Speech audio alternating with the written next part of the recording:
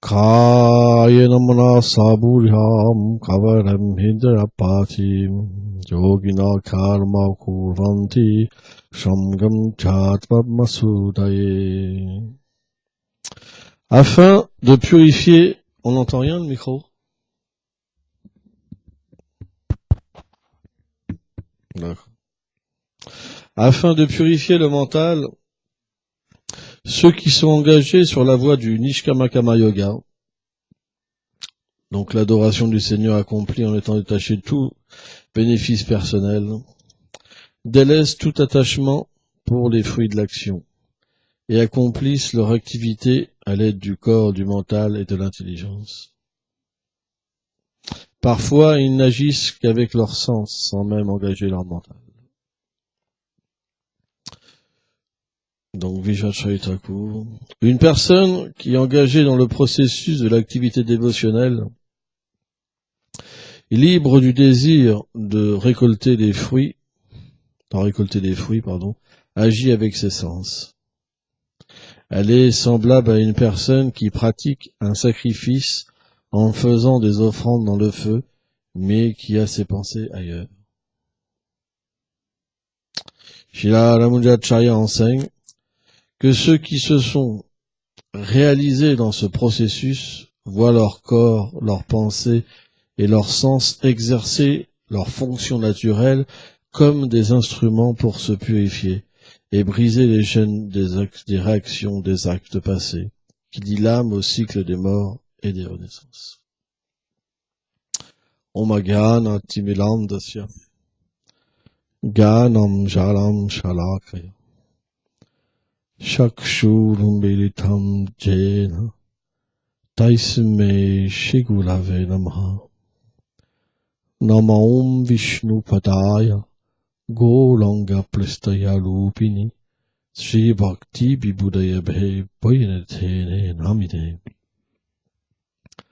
Namaum Vishnu Padaya Gola Pristaya Bhutale Shrimad Bhakti Pramodaya Puri Goswami Tinamine Namaum Vishnu Padaya Krishna Prestaya Bhutale Shrimate Bhaktivedanta Swami Tinamine Namaum Vishnu Padaya Krishna Prestaya Bhutale Shrimate Bhakti Rakshaka Shiradev Goswami Tinamine Namaum Vishnu Padaya Krishna Prestaya Bhutale Shrimate Bhakti Siddhanta Sarasvati Tinamine Shivarshavanavi Devi Daitaya Klipadaye Krishna Sambandha Vigyana Daine Prabhave Namaha Madhyushvala Premadya Shilupa Nuga Bhaktida Shigura Kauna Shakti Vyaya Namostute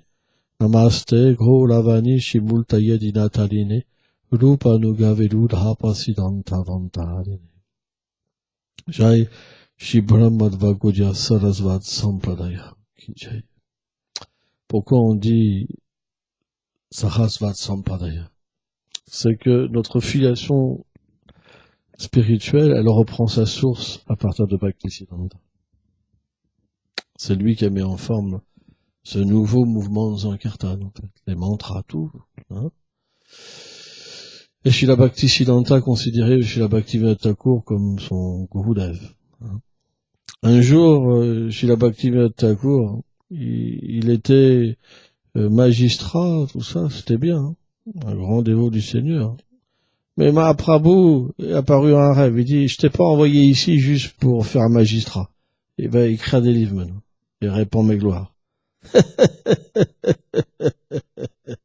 C'est ça la caractéristique des Vaishnavas, c'est qu'ils, les Vaishnavas, en fait, ils reçoivent des ordres du Seigneur suprême.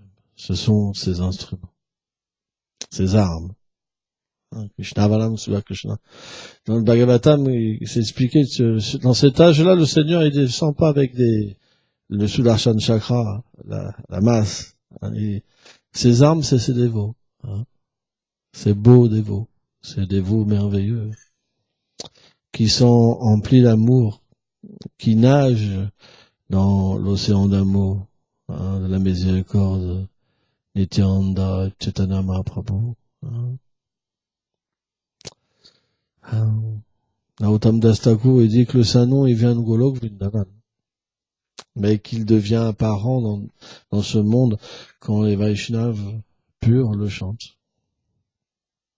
Alors, si on peut avoir la miséricorde d'écouter ce chant, alors il rentre dans notre cœur. C'est pour ça que quand on reçoit le Harinam, l'initiation, on l'entend dans l'oreille, en fait. Le gourou, en fait, sous l'ordre d'un monde supérieur, il donne l'initiation. Il est un serviteur. Le fruit, le Saint-Nom, en fait, il passe à travers lui et il le donne. Il donne en fait le couple divin. Le Saint-Nom, c'est le couple divin, c'est l'intimité du Seigneur suprême. On peut par exemple chanter le Mahamantra sans comprendre le sens du Mahamantra. Le Mahamantra, c'est pas juste des syllabes. Sans sentiment, on ne peut pas chanter le Mahamantra. Pourquoi Chaitanya Mahaprabhu est venu?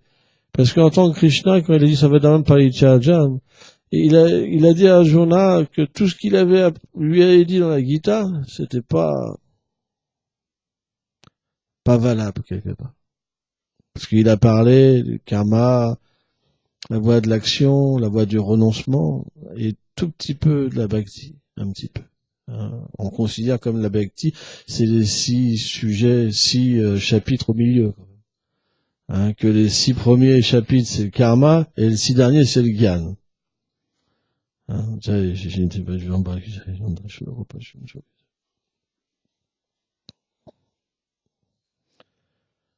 Mais c'est comme un sens caché dans la Bhagavad Gita. Le Seigneur, tout dans le Seigneur est très intime. Très intime. De la même manière que vous avez des secrets, le Seigneur aussi, il a des secrets. Et en fait, ces secrets, ils sont gardés, recouverts par l'opulence. Par l'opulence. Donc la Bhagavad Gita, c'est comme un coffre, et à l'intérieur, il y a un trésor.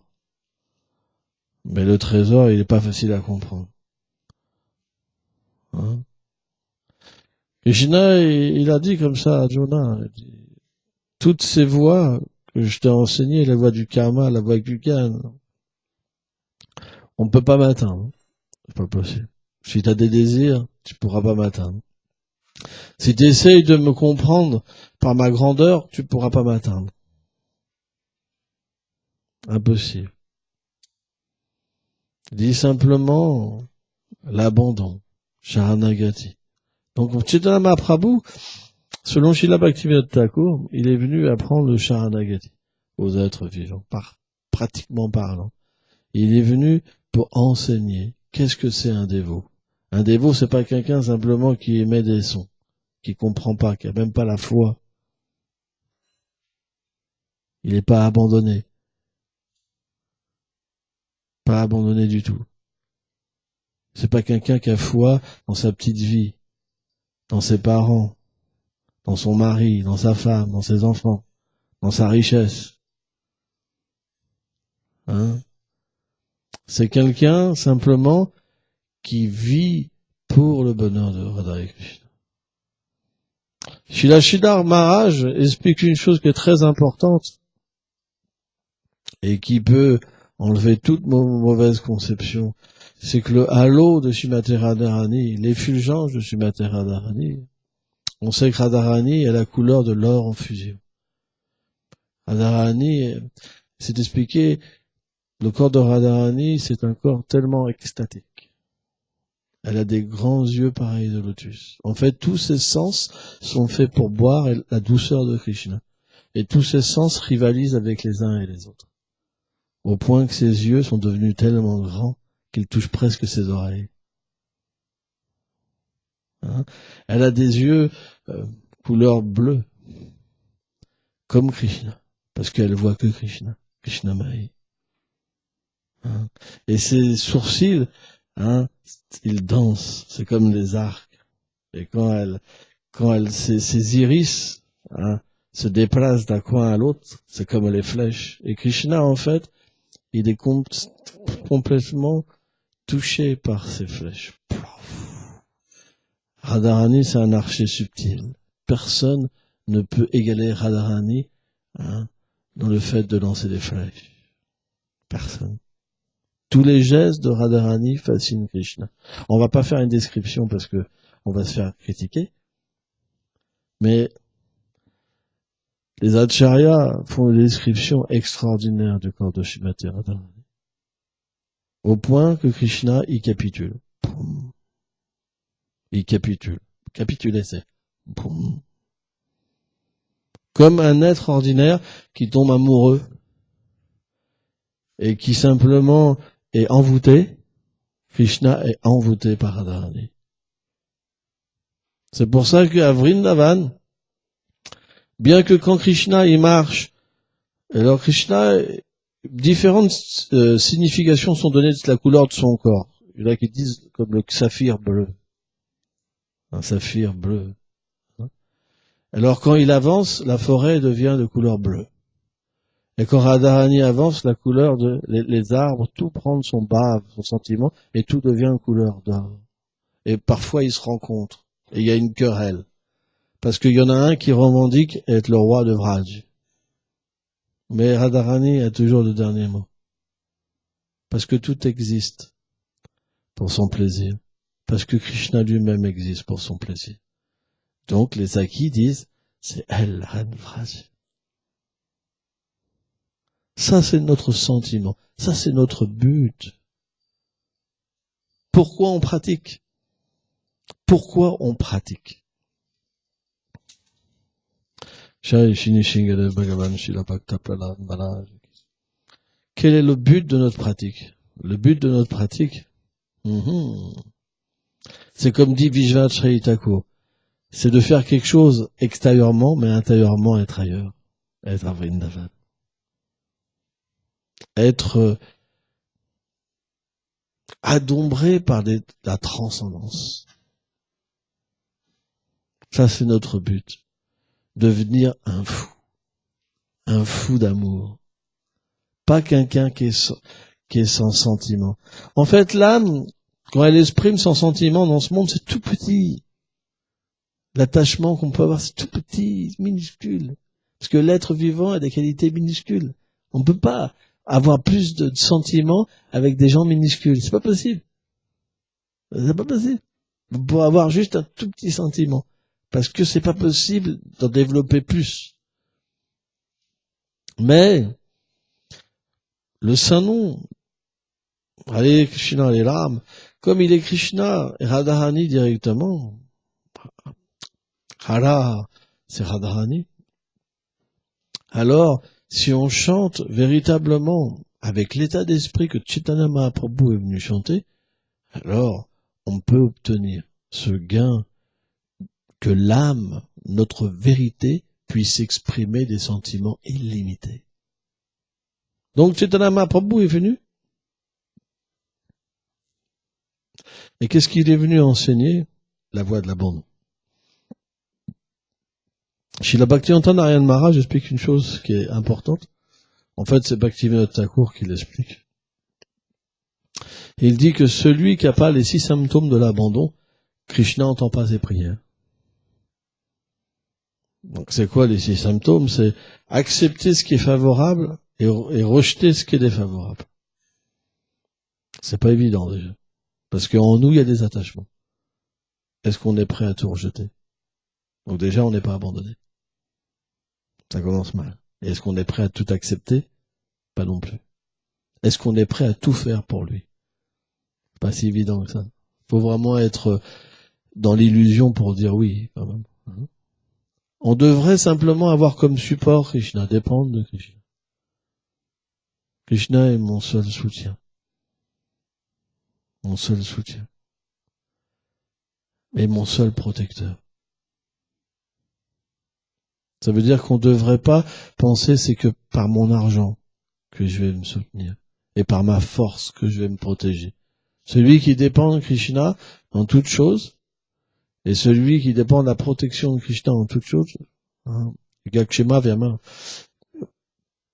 le yoga avec le Shema, alors celui-là, il a abandonné. Un autre symptôme, c'est l'humilité. Et le dernier, c'est l'abandon de l'âme. Ces 6 symptômes du Sharanagati représentent la vie et l'âme d'un pur dévot. Ils représentent l'enseignement de Chaitanya Mahaprabhu. Si ces 6 symptômes sont là, en fait, alors on obtient de comprendre la mission de Chaitanya Mahaprabhu. Narottam Das Thakur explique une chose qui est pour nous intéressante, c'est que sans la miséricorde de Chaitanya Mahaprabhu, on ne peut pas comprendre Radha et Krishna. Et Gaur-Kishore Dabaji Maharaj dit dans cet âge, l'avatar c'est pas Krishna, c'est Gaura. Donc sans adorer Mahaprabhu, on peut rien atteindre. Impossible. Pourquoi? Parce que de toute façon, Krishna est toujours dominé par le désir de Radharani.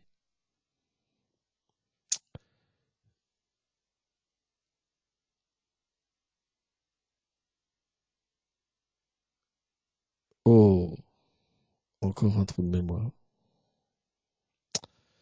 Et un grand dévot du Seigneur est venu, Vallabhacharya. Merci. Et Vallabhacharya, il a écrit des prières très fameuses, qui sont pas forcément très connues dans notre lignée, parce que il a, par la grâce de Gadadhar Pandit, il a pu faire sa lignée, hein, Vallabhacharya, avec des petites choses un petit peu différentes au niveau des sentiments, hein, mais c'est la authentique, hein, c'est Golok Vrindavan. Et il a dit en fait que Krishna tout seul, on n'obtient rien par Krishna tout seul. Si on adore Krishna tout seul, on n'obtient rien. Mais si on adore Radharani, on obtient tout. En fait, Krishna, il appartient à ce point à Srimati Radharani, hein, qu'il vient en tant que Chaitanya Mahaprabhu pour prendre sa position, parce que sa position le fascine. La position de Radharani fascine Krishna complètement.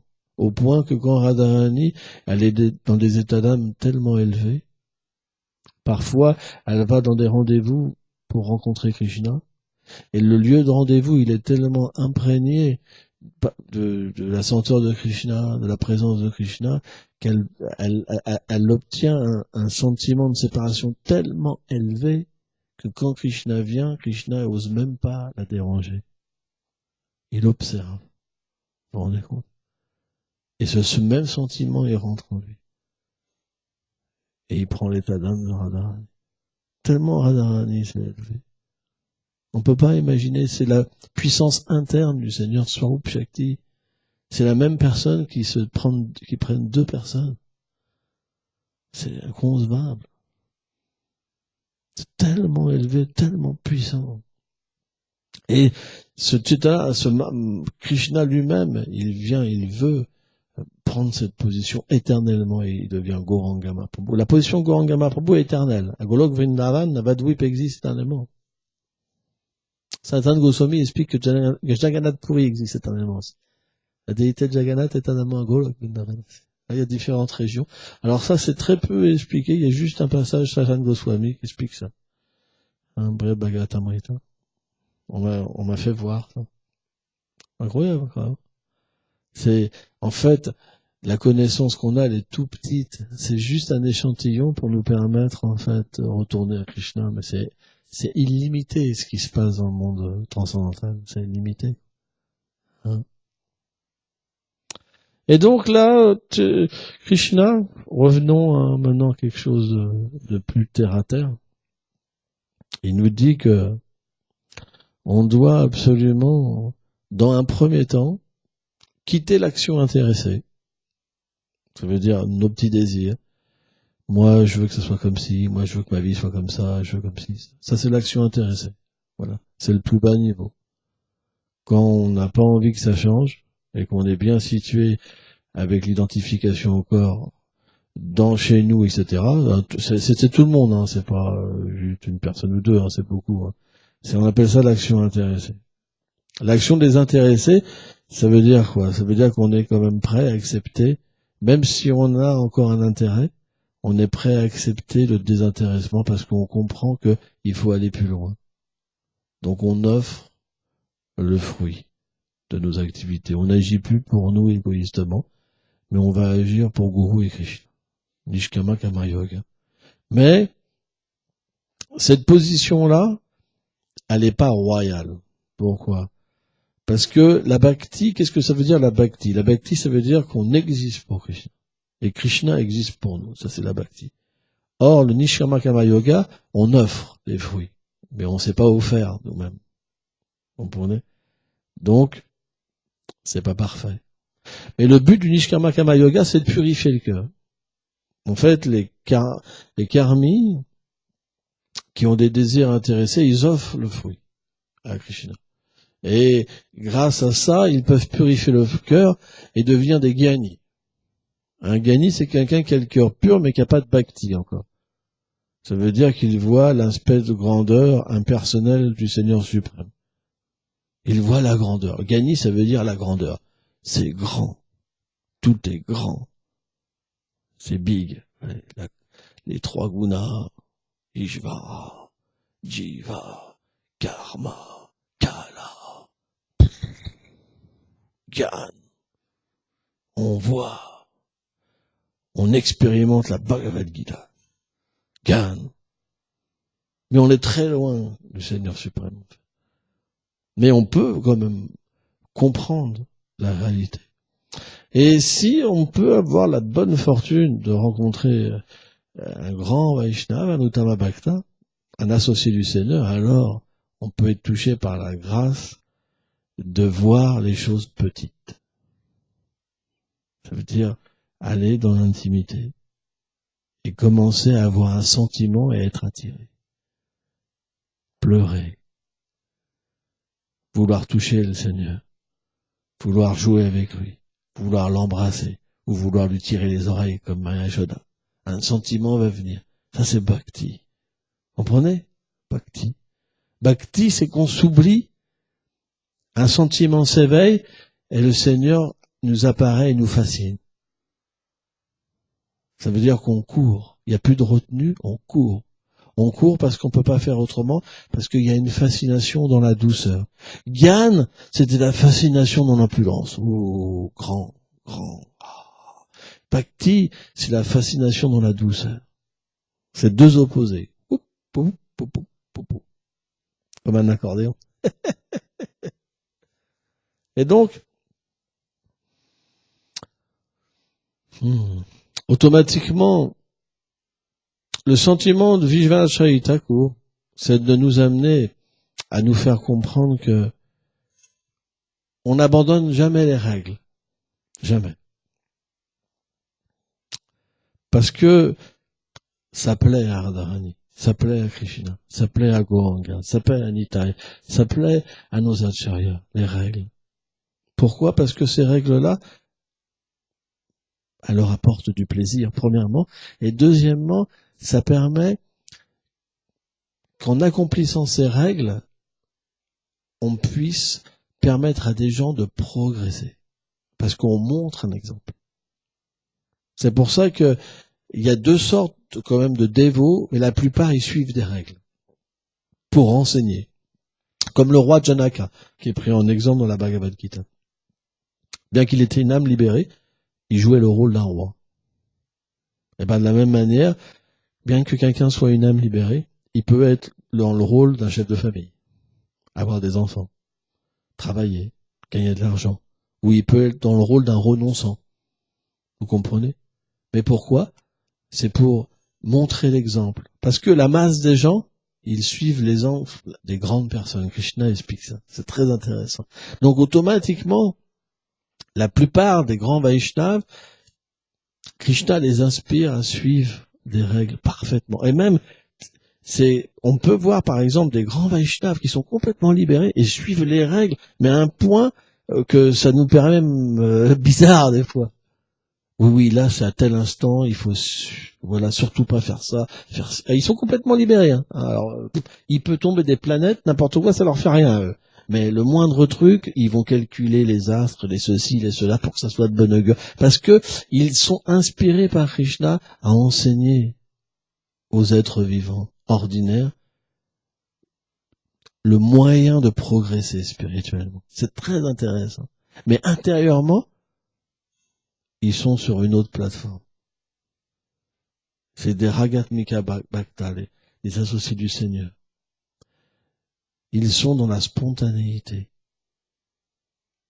On voit, par exemple, si on prend l'exemple de Gauridas Pandit, par exemple, Gauridas Pandit, qui est Soubal dans le monde spirituel, un tellement grand Vaishnav, tellement cher à Radharani, tellement cher à Krishna.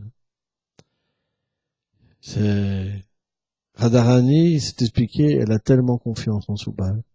Soubal, c'est comme son ami, quoi. En fait, Soubal est une manifestation de Radharani dans le Priyanama Sakaras.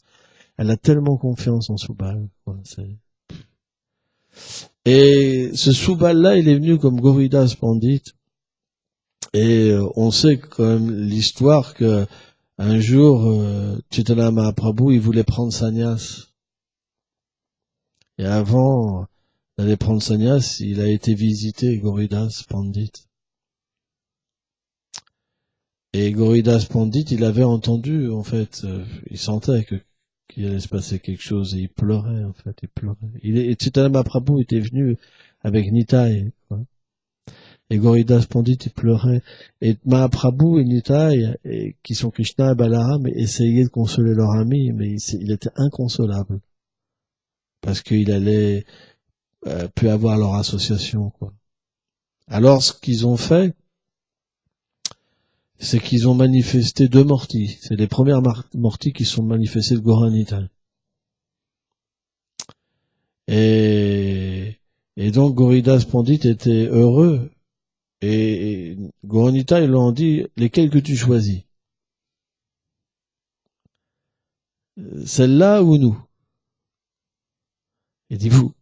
Et hop, Gaura-Nitai, ils ont pris les formes de déité, et les 2 autres sont partis. Et là, Yaku reprend, non, c'est vous maintenant que je veux. Et il y a eu un échange comme ça de formes, comme ça. Et à un moment, Gauridas Pandit, il savait plus où il était, quoi. Parce que Mahaprabhu, Gaura-Nitai, prenait les formes de déité, il s'en allait avec une autre forme, et il revenait.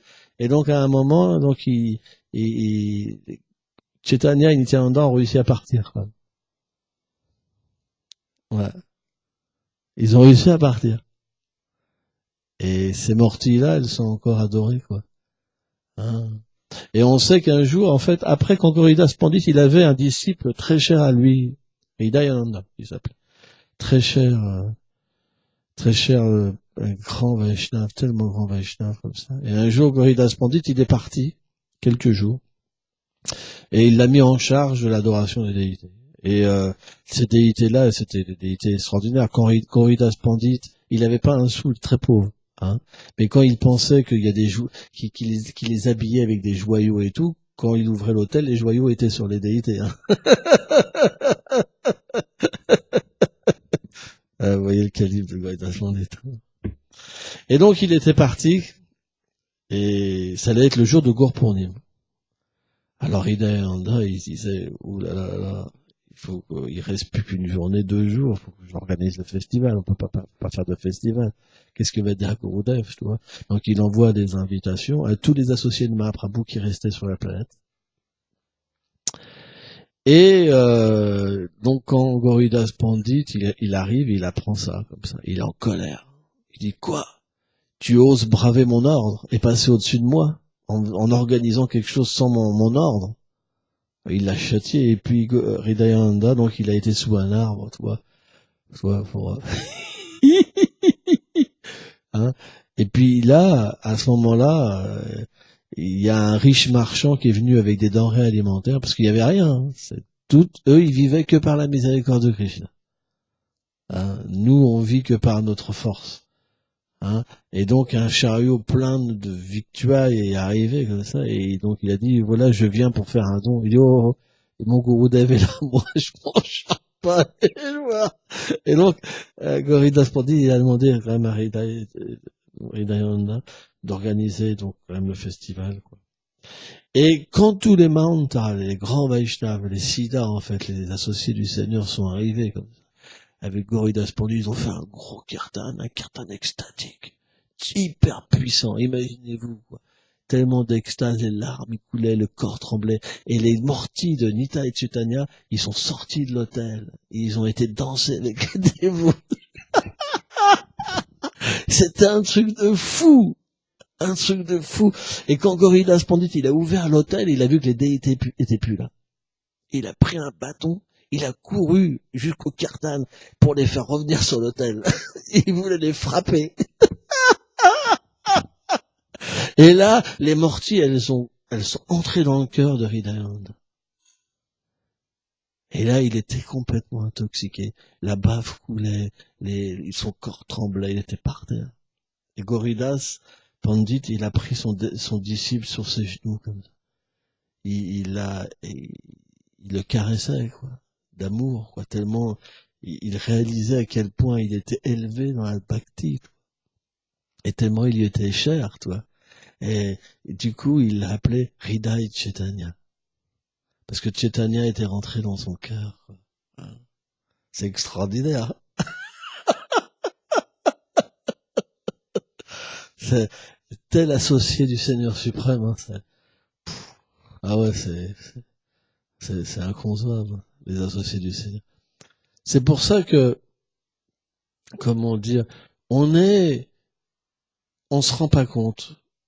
On est dans un temple, on est au contact des choses tellement élevées parce qu'on n'a pas de conscience, on voit pas ce qui se passe. Mais on peut pas imaginer ce qu'un Vaishnava qualifié, il peut voir. Parce que finalement, dans un temple, c'est le Seigneur qui fait ses divertissements. Il est là, le Seigneur. Les demi-dieux viennent. Bhaktivedanta Swami Prabhupada, à Londres, il a dit tous les soirs, Shiva et Brahma viennent pour le Gorarti. Donc il y a 2 sièges qui sont mis, un pour Shiva, un pour Brahma. Hein, il me semble que c'est à Londres. Los Angeles, c'est? Ah pardon, on m'avait dit à Londres, moi. Et bon, bref, peu importe l'endroit. Le but, c'est qu'on puisse comprendre que donc Los Angeles, que voilà, on a affaire à des choses tellement élevées. En fait, les grands Vaishnavas expliquent que quand Krishna vient sous cette forme, hein, et il manifeste en fait ses divertissements, hein, dans le temple. Qu'est-ce que c'est le Mangalarti? Le Mangalarti, c'est le réveil de Radha et Krishna. Et qu'est-ce que nous disent? C'est quoi ce réveil? Les perruches chantent, les perroquets chantent pour réveiller Radha et Krishna. Radha et Krishna, ils n'arrivent pas à se séparer tellement qu'ils sont inséparables, tellement leur amour est tellement puissant.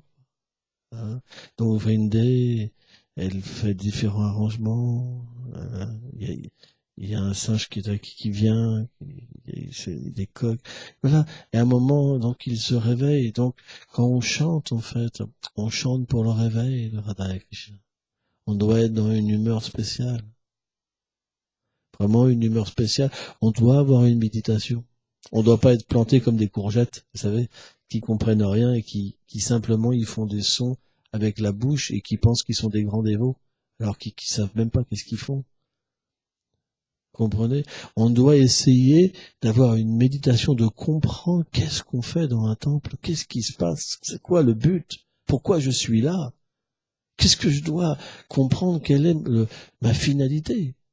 Ça sert à quoi? On peut passer 10 ans dans un temple sans comprendre la signification du Mangalarti. C'est quand même une réalité. Ou même 20 ans, ou 30 ans, ou 40 ans. Mais c'est pas parce qu'il y en a qui comprennent pas qu'on doit pas comprendre. On doit essayer absolument de saisir, quoi. Qu'est-ce qui se passe dans ce monde transcendantal? Pourquoi je chante? Pourquoi ceci? Pourquoi cela? On doit se poser des questions et faire des recherches. Et ces éléments viendront. Parce que tout est là.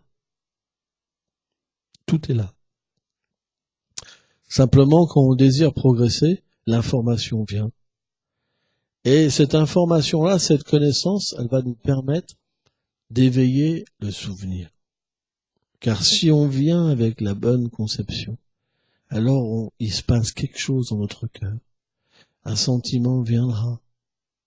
Parce que les déités sont des personnes. Ne pensez jamais que la déité ne vous aime pas.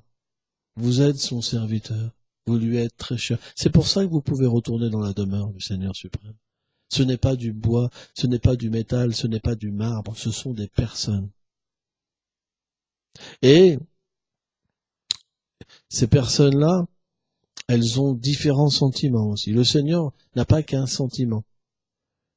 Suivant les dévots avec qui il a un sentiment particulier aussi.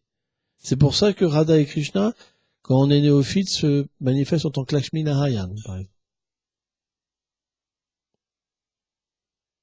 Au début, on peut pas adorer Radha et Krishna, c'est pas possible. Radha et Krishna, il faut être pur. Il faut être au niveau Aganuga Bhakti. C'est pas possible. Impossible. On peut pas adorer Radha et Krishna à travers des règles. On adore Radha et Krishna à travers la spontanéité de l'amour.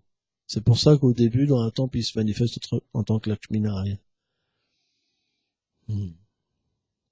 Et par contre, des déités comme Nanda Yashoda, c'est jamais dans la Vedi Bhakti. C'est pour ça que c'est plus difficile à avoir un contact avec Nanda Yashoda Gopal.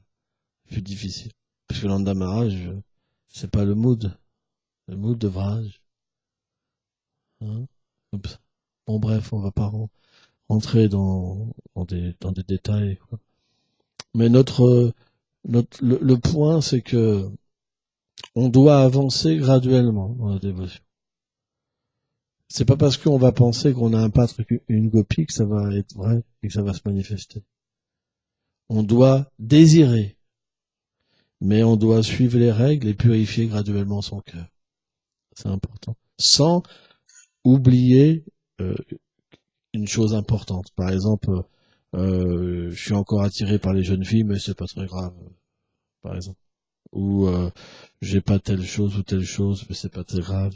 Non, on doit véritablement aller dans les détails, mais en ayant un but. Ça veut dire qu'on offre notre souffrance, on offre notre austérité dans le but. C'est un yaga, c'est un sacrifice. D'un jour de devenir les assistants de Radha et Krishna. Par exemple, dans la Garga Samhita, c'est expliqué que quand les demi-dieux, ils ont adoré Krishna, ils n'étaient pas persuadés que c'était vraiment la personne suprême originelle. Ils ont vu Ramachandra se fondre en Krishna. Ils ont vu le Seigneur Yaga se fondre en Krishna, Nishingadev se fondre en Krishna, tous les avatars se fondent en Krishna, Kurma, tout ça, et là ils ont compris que c'était Dieu la personne suprême originelle. Intéressant, le Garga Samhita, très intéressant. Ça démontre que Krishna est la source de toutes les incarnations. C'est pratiquement parlant, c'est intéressant. Si par exemple on vous dit, mais quelle est la preuve? Garga Samhita. Ah ouais, c'est vraiment très très intéressant. Et là, après les demi-dieux ont adoré le Seigneur, il y avait tous les demi-dieux, Shiva, tout le monde, Brahma, tout. Et là, le Seigneur personnellement leur a demandé de les assister, qu'ils viennent sur terre, qu'il allait venir dans la famille des Yadou et qu'il devait aussi s'incarner dans différentes dynasties, etc. Hein? Donc la Garga Samhita explique que telle personne va dans telle famille, telle ceci, telle position. Par exemple, Duryodhana, Namshak, Kali, etc. Voilà, donc toutes les choses sont décrites. Donc c'est pas des êtres ordinaires. C'est pour ça que on explique la bataille de Kurukshetra, 640 millions de morts en 18 jours. C'est pas possible pour des gens comme nous de tuer autant de gens. Mais en fait, c'est des lilas, c'est des divertissements. C'est fracticide, mais parce que cet aspect-là existe dans le Seigneur suprême. Vishvat Thakur, il explique quand Krishna est descendu de son char, quand Bhishma a tiré des flèches sur Krishna. C'est expliqué que la position de Bhishma, elle était supérieure à celle d'Arjuna parce qu'il pouvait voir le visage de Krishna. Arjuna, lui, était derrière. Il voyait pas le visage, il voyait que le dos de Krishna. Et Bhishma, sa méditation, c'est de devenir d'avoir ce conducteur du char avec lui, que Krishna devienne son conducteur du char. C'est sa méditation, en fait. Dès qu'il prend naissance, il pense à ça. Parce que dès qu'il quitte le corps, sur le champ de bataille, sur un lit de flèche, il reprend naissance dans un autre univers. Et ça accomplit toujours ce divertissement-là. Et cette bataille de Kurukshetra, elle a lieu à chaque fois dans un univers. C'est incroyable, hein. Et tous les demi-dieux viennent s'incarner, etc. Et donc, Bhishma, à un moment, on sait que Krishna avait fait le vœu de pas combattre. Hein. On se rappelle quand Duryodhana est venu, et qu'Arjuna est venu après en second, Krishna a ouvert les yeux sur Arjuna. Et Duryodhana a dit, non, c'était moi qui étais le premier. Oui, mais j'ai vu Arjuna en premier. Donc c'est lui qui doit demander une faveur en premier. Donc j'offre mon armée puissante, déterminée au combat, et moi, sans combattre. Et Duryodhana, lui, il voulait l'armée. Il n'avait aucune foi en Krishna. Et Arjuna, c'était un bhakta, un dévot du Seigneur. Et parce que c'était un dévot du Seigneur, qu'est-ce qu'il a dit? Qu'est-ce qu'il a dit?